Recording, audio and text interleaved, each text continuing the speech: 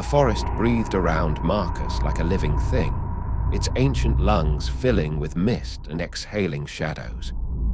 Towering Douglas firs stretched impossibly high, their canopy so dense that even at 3 in the afternoon, the woods existed in perpetual twilight. The air hung thick with the scent of decomposing leaves and something else, something metallic and wrong that made his nostrils flare with unease. He had come here to escape the suffocating weight of his recent divorce, the empty apartment that still smelled like Sarah's perfume, the pitying looks from co-workers who whispered about his breakdown behind cubicle walls. The Cascade Wilderness had seemed like salvation on the tourism website, miles of untouched forest where a man could lose himself in nature's embrace and find peace. Now, 4 hours into what should have been a simple day hike, Marcus realized he might have found more than he bargained for. The trail had vanished somewhere between the 3rd and 4th Creek crossing.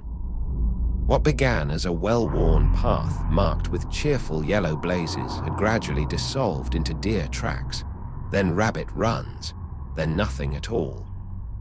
The GPS on his phone showed only a blank green expanse with a blinking blue dot, his location floating in digital limbo.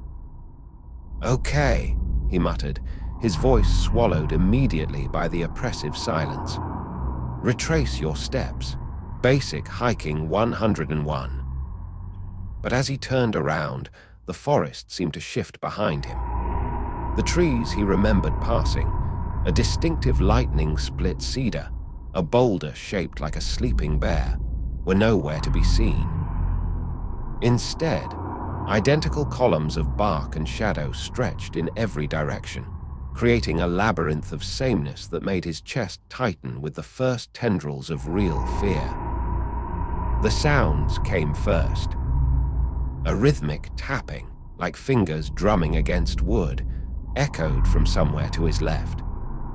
Marcus froze, straining to locate the source, but the sound seemed to bounce between the trees, creating false echoes that led nowhere. Then came the whispers, soft, sibilant voices that might have been wind through branches, except the air hung perfectly still. "Lost, lost, lost." The words seemed to come from the trees themselves, a chorus of woody voices that made the hair on his arms stand erect. Marcus spun in a slow circle, his breathing shallow and rapid. "Hello," he called out, immediately regretting the decision. His voice sounded small and desperate in the vast silence that followed. As twilight deepened into true darkness with unnatural speed, Marcus noticed the symbols. They started as subtle marks, scratches in bark that could have been animal claws, stones arranged in patterns that might have been random. But as his flashlight beam swept across the forest floor, the arrangements became impossible to ignore. Spirals carved into tree trunks, always at eye level, always fresh despite the ancient look of the surrounding bark. Circles of white stones that seemed to glow with their own pale luminescence. And everywhere, twigs and branches woven into shapes that hurt to look at directly, geometries that suggested meaning just beyond comprehension. The temperature dropped with each symbol he discovered, his breath beginning to mist despite the September warmth he'd felt that morning. His phone battery, fully charged when he started, now blinked red at 15%. "Join us." The whisper came from directly behind him. Marcus spun around, flashlight beam dancing wildly, illuminating nothing but empty air and the suggestion of movement just beyond the light's reach. His heart hammered against his ribs as he backed against a massive pine, feeling the sticky sap seep through his jacket. That's when he saw them. Figures stood between the trees, tall, impossibly thin silhouettes that seemed to bend and sway even when the air hung motionless. They wore the forest like clothing, bark for skin and moss for hair, their faces shifting amalgamations of shadow and leaf that reformed each time he tried to focus on them. "What do you want?" Marcus whispered. The nearest figure tilted its head, or what might have been its head, with a sound like breaking branches. When it spoke, its voice was the rustling of 1,000 autumn leaves. "You came to lose yourself," it said. "We are here to help." More figures emerged from behind trees, stepping out of shadow as if they had always been part of the landscape. They moved without footsteps, gliding across the forest floor with fluid grace.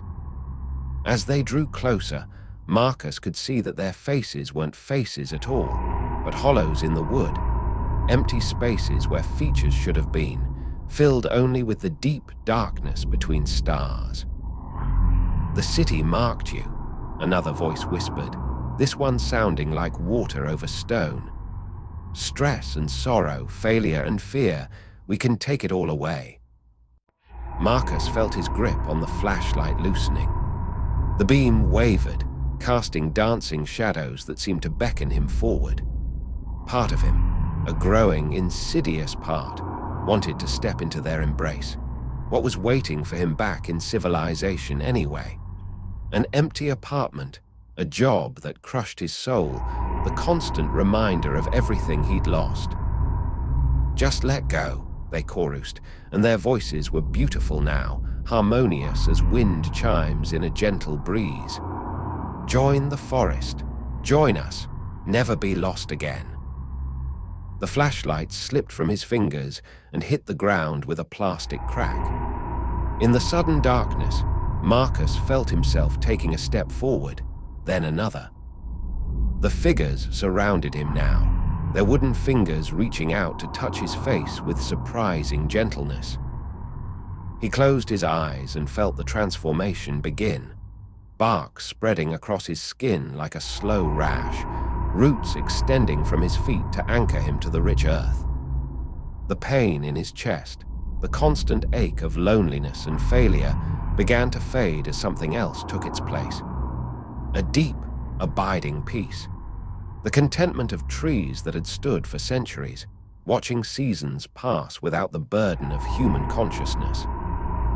When the search and rescue team found Marcus Holloway 3 days later, he was standing perfectly still between 2 ancient Douglas firs, his arms outstretched like branches, his face turned toward a sky he could no longer see. His skin had taken on a grayish, bark-like texture, and moss had begun to grow in his hair. But he was smiling. The paramedics insisted he was alive, breathing, pulse steady, vital signs normal. But Marcus didn't respond to voices, didn't react to touch or light. He simply stood there, swaying slightly in a breeze that no one else could feel, his eyes reflecting depths that had nothing to do with human sight. They brought him back to the city, to hospitals and specialists who had no explanation for his condition. The official report listed it as a severe psychological break brought on by exposure and dehydration. But the nurses noticed that he never seemed to sleep, and when they moved him away from the window, he would always find a way to turn back toward the forest. Sometimes, late at night, they swore they could hear him whispering to himself in a voice like rustling leaves. "Found, found, found." And in the Cascade Wilderness, where the trail markers end and the real forest begins, the trees grew a little taller, a little closer together. New symbols appeared carved in bark, and hikers reported hearing whispers that sounded almost like voices, calling to them from the green darkness between the ancient pines. The forest was patient.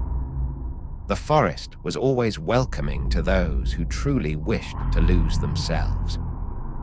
The forest was waiting,